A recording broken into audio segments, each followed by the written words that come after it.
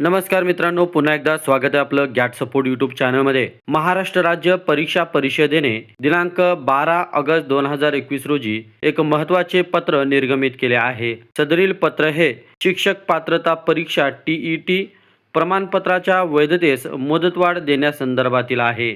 अगोदर TETचे प्रमाणपत्र हे 7 वर्षासाठी ग्राह्य धरण्यात येत होते.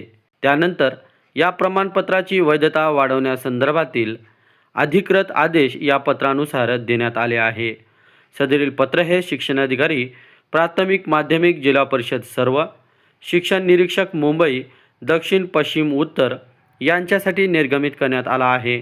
पत्राचा विषय आहे शिक्षक पात्रता परीक्षा TET प्रमाणपत्राच्या वैधतेस मुदतवाढ देण्याबाबत. पत्रात म्हटले आहे की उपरोक्त विषयी संदर्भीय पत्रानुसार राष्ट्रीय शिक्षण परिषदेच्या संदर्भ 1 मधील दिनांक 11/2/2011च्या पत्रान्वये शिक्षक पात्रता परीक्षा आयोजित करण्याबाबत निश्चित करण्यात आलेल्या मार्गदर्शक सूचनांमध्ये संदर्भ क्रमांक 2 मधील पत्रान्वये नियुक्तीकरिता शिक्षक पात्रता परीक्षा TET प्रमाणपत्राच्या वैधता कालावधी समुचित शासनाद्वारे अन्यथा अधिसूचित केल्याखेरीज आजीवन वैध राहील. The validity period of TET qualification certificate for appointment unless otherwise notified by the appropriate government would remain valid for life. अशी सुधारणा करण्यात आली आहे.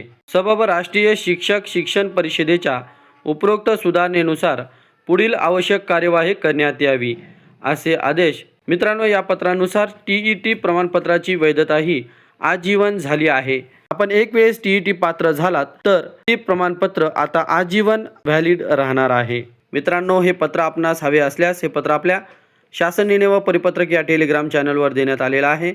त्या ठिकाणावरून आपण हे पत्र डाउनलोड करून घ्यावे.